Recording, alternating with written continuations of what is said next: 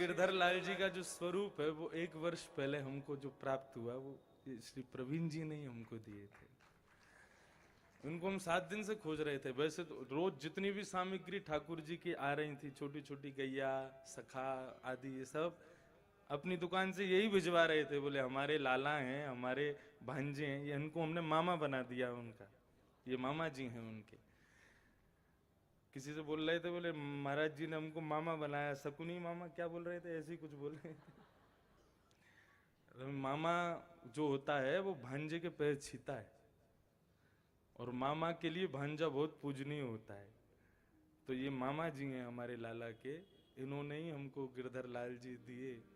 और ये भी मानते हैं, बोले महाराज जी खूब प्रयास कर लिया लेकिन गिरधर लाल जी जैसा स्वरूप दूसरा बना ही नहीं पाए हम कभी, जैसा स्वरूप से गिरधर लाल जी का।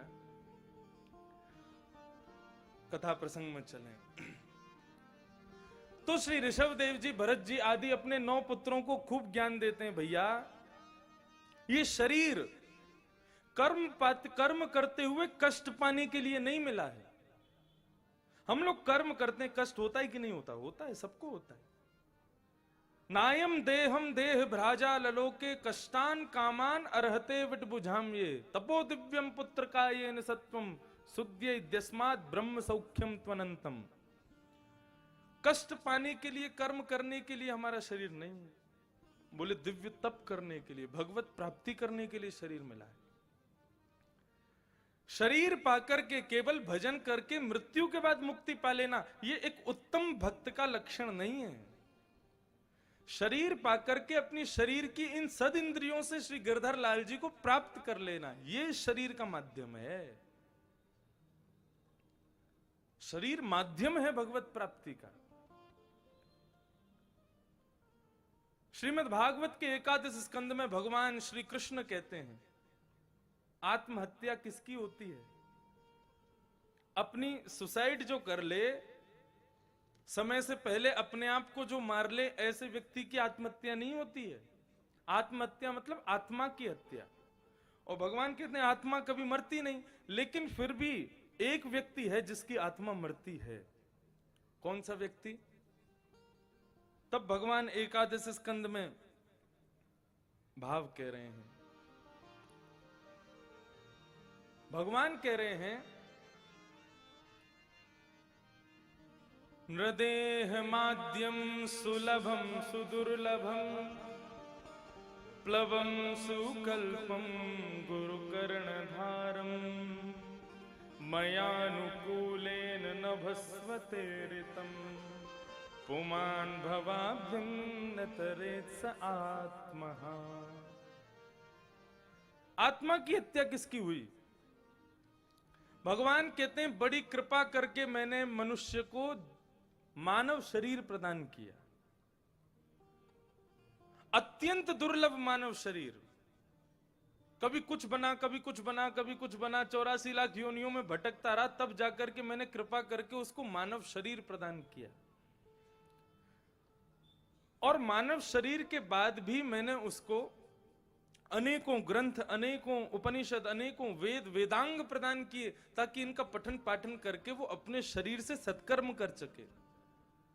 और इतना ही नहीं, मैंने देखा कि भाई वेद वेदांग स्वयं नहीं पढ़ पा रहा, तो वेद वेदांगों का प्रवचन करने वाले गुरुजन भी प्रदान कर दिए।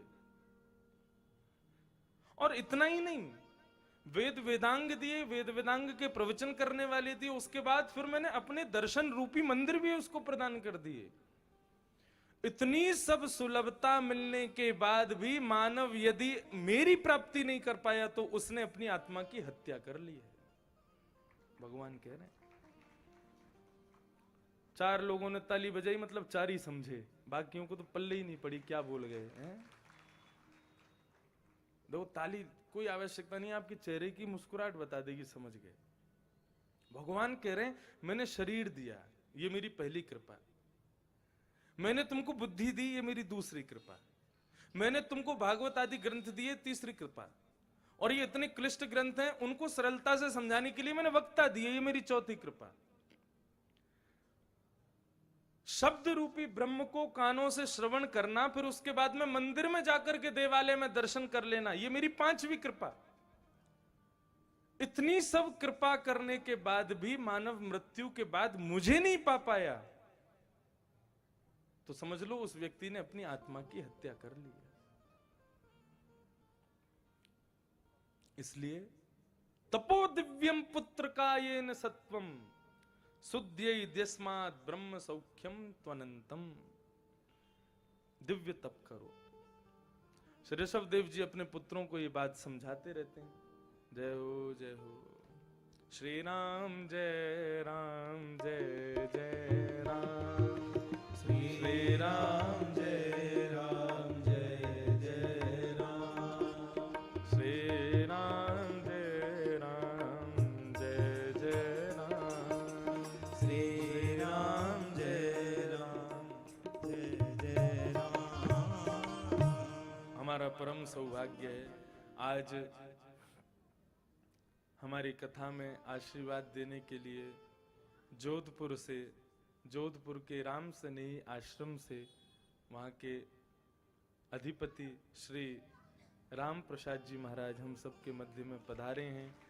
आप सभी वैष्णवों की ओर से पूज्य महाराज जी के चरणों में बारंबार प्रणाम, खूब खूब स्वागत, खूब खूब जय श्री कृष्ण।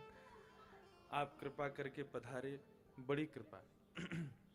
हम लोग कथा प्रसंग श्रवण करें, फिर कथा के विराम में पूज्य महाराज जी के कुछ शब्द श्रवण करेंगे।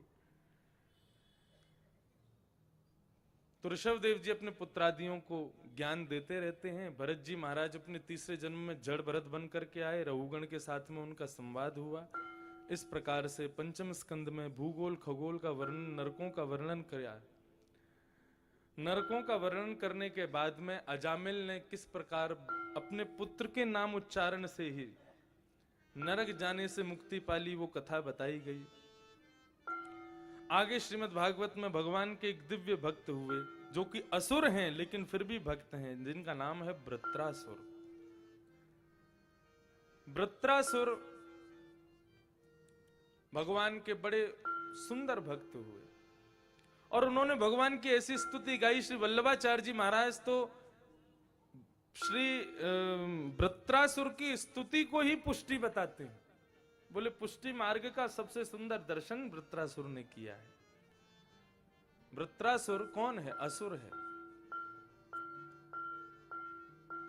इंद्र को मारने के लिए इसका जन्म हुआ था, क्योंकि इंद्र ने वृत्रासुर के भाई को मार दिया था, जो कि इंद्रादि देवताओं के गुरु ही थे। लेकिन वो गुरु दैत्यों के भांजे भी थे, तो वे कभी कभी इंद्रादि देवताओं की बल तो बढ़ाते ही थे, लेकिन कभी कभी दैत्यों का भी बल बढ़ा देते थे। जब ये बात इंद्र को पता चली तो उसने कहा, गुरुजी हमारे शिष्यों के संग शिष्य द्रोह कर रहे हैं। गुरुद्रोह नहीं, शिष्य द्रोह। तो उन्होंने तलवार निकाल करके अपने गुरुजी का सर घर से अलग कर दिया। विश्वरूप नाम था उनके गुरुजी का, देवताओं के गुरु का। तो विश्वरूप के पिताजी त्वष्टा ने विचार किया, इंद्र ने मेरे पुत्र को मार दिया, अब मैं यज्ञ से ऐसा पुत्र उत्पन्न करूंगा जो इंद्र को मारेगा।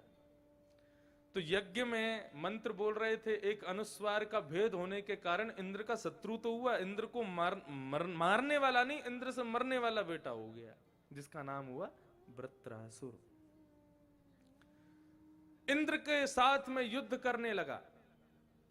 सामने 33 करोड़ देवता खड़े हैं वज्र लेकर के। किसको मारने के लिए? वृत्रासुर को मारने। वृत्रासुर दैत्यों की सेना लेके गया, लेकिन देवताओं के हाथ में वज्रों को देख करके सारी सेना भाग गई। बोले कि हमको मरना नहीं है, इन लोगों के हाथों से तो बिल्कुल नहीं मरना। वहां पर वृत्रासुर क्या कहता है? बोले अरे तुम इनसे डर के भाग रहे हो। तब वृत्रासुर कहता है, दो लोगों को मुक्ति बिल्कुल पूर्ण रूपेण सुनिश्चित मिलती है। और वो दो लोग कौन से? बोले पहला तो वो जिसने अंतिम समय में भगवत नाम गा लिया, और दूसरा वो जो अपने परिवार, अपने राज्य, अपने देश की रक्षा के लिए अपने दुश्मनों के सामने मर मिटता है। ऐसे व्यक्ति को वैकुंठ की प्राप्ति होती है। ये बात श्रीमद् भागवत में वृत्रासुर कह रहा है। यदि मैं दैत्य कुल के लिए लड़ूंगा और इन देवताओं के हाथों मारा जाऊंगा तो मुझे मरने का भय नहीं है, क्योंकि मुझे मरने के बाद मुक्ति मिलेगी। क्यों? क्योंकि मैंने अपने समाज के लिए युद्ध किया। और मैंने किसी दुराचारी दुराग्रही को नहीं मारा, मैं ऐसे इंद्र को मारना जा रहा हूं जो अपने गुरु का ही नहीं हो सका, अपने गुरु को मार दिया उसने। लेकिन मैं क्या करूं, मेरे पिताजी के एक मंत्र दोष के कारण मैं इंद्र से मरूंगा, ये बात मैं जानता हूं, लेकिन मैं ऐसे क्यों मरूं, मैं भगवान का भजन करते हुए मरूंगा। असुर है वृत्रासुर, और रणभूमि में खड़े होकर के हजारों करोड़ों देवताओं के सामने जो वृत्रासुर को मारने के लिए खड़े थे, उन सबके बीच में खड़े होकर वृत्रासुर ने भगवान की स्तुति गाई। गजब की स्तुति है वृत्रासुर की। वृत्रासुर इंद्र से कहता है, इंद्र तू मुझे छोड़ेगा नहीं, मैं जानता हूं तेरा ये वज्र मुझे ही मारने के लिए बना है, मैं मरूंगा लेकिन मेरा शरीर मरेगा, मेरी आत्मा तो आज ही परमानंद प्रभु को प्राप्त कर लेगी। इंद्र बोला कैसे प्राप्त करेगी? बोले तू मेरे को तब तक नहीं छू सकता जब तक मैं स्तुति गाऊंगा भगवान की, मैं स्तुति जैसे पूरी करूंगा तेरा वज्र मेरे कंठ में लगेगा और मेरी मृत्यु हो जाएगी। इसलिए तेरे से प्रार्थना करता हूं, अंतिम बार एक बार ठाकुर जी की स्तुति गाने दे मुझे। और वहां असुर खड़ा होकर के राक्षस भगवान की स्तुति गाता है। अहम हरे तब पादई कमूला दासानुदासो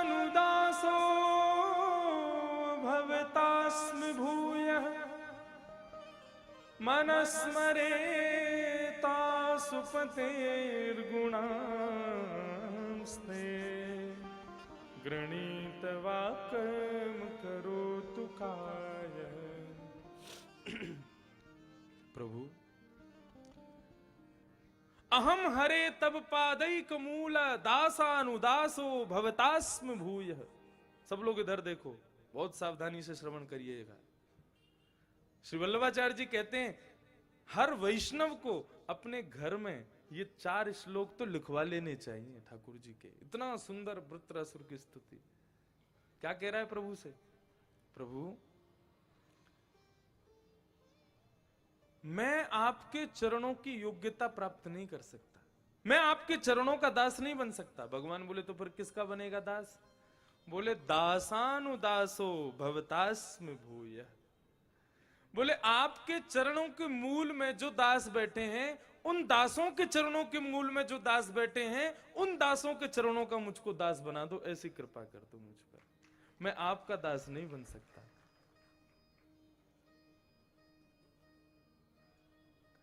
भगवान बोले क्यों, मेरा दास बनने में क्या बुराई है? मेरा दास बन जाएगा तो क्या हो जाएगा, मेरा सामिप्य तो मिलेगा तुझको। बोले ना, प्रभु आपका दास बन गया तो जब तक आपका दास रहूंगा तब तक तो ठीक है, लेकिन किसी दिन कोई मेरा दास बन गया तो मेरी और आपके प्रेम में कटौती हो जाएगी। बोले क्यों? बोले पिता पुत्र से बहुत प्रेम करता है, लेकिन कब तक करता है? जब तक पुत्र अकेला होता है। लेकिन जब पुत्र के भी पुत्र हो जाता है तो पिता अपने नाती से ज्यादा प्रेम करता है, पुत्र से उतना प्रेम नहीं करता। प्रभु कहीं आपका प्रेम मुझसे हटके मेरे दास में हो गया, उससे पहले ही मैं अपनी सिद्धि गिन लूं। बोले क्या? बोले मुझे आपका तो दास बनना ही नहीं, मतलब पुत्र आपका नहीं बनना, आपके पुत्र का भी पुत्र नहीं बनना, आपका मुझे पड़ पुत्र बनना है। दासानुदासो भवतास्मि भूयः। पुत्र से प्रेम होता है पिता का, नाती से पुत्र से ज्यादा प्रेम होता है, और नाती का भी यदि पुत्र हो जाए तो सोने की सिद्धि चढ़ता है दादा, खुशी के कारण। बोले अरे मैं भाई साहब परदादा बन गया हूं। प्रभु ऐसी आपकी भक्त प्रणाली में मैं आपका दास नहीं बनना चाहता, आपके दासानुदासो भवतास्मि भूयः। पहली बात सुनते ही भगवान बड़े प्रसन्न हो गए। वाह भाई वृत्रासुर, खोज के लाया स्तुति मेरी, दासों का दास बनेगा। भगवान विचार करने लगे, बोले ये मुझको मक्खन लगाने का काम कर रहा है, ताकि ऐसी ठाकुर जी को स्तुति गा के प्रसन्न कर दूं, और ठाकुर जी जब प्रसन्न हो जाएं तो उनसे ब्रह्मा की गद्दी, विष्णु की, नारायण की गद्दी और शंकर की गद्दी मांग लूंगा। जैसे ये भाव ठाकुर जी के हृदय में आया, वृत्रासुर दूसरा श्लोक गाता है। प्रभु मेरी स्तुति से ये मत सोचना मुझे कुछ चाहिए आपसे।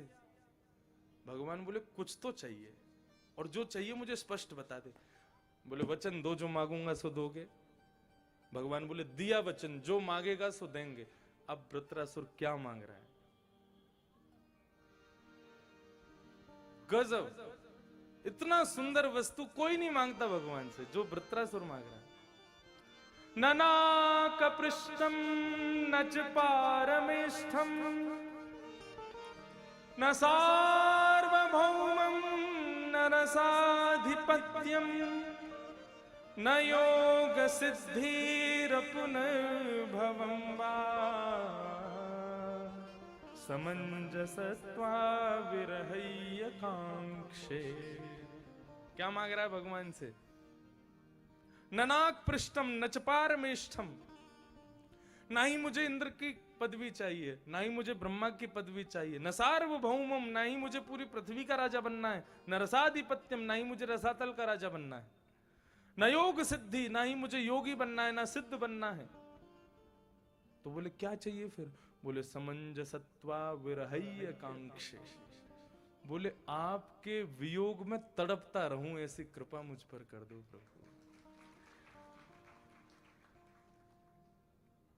पूज्य पिताजी महाराज गाते हैं, एक सुर दो बस। मुरली बजाने वाले, अभी अभी किसी श्रीनाथ जी के वैष्णव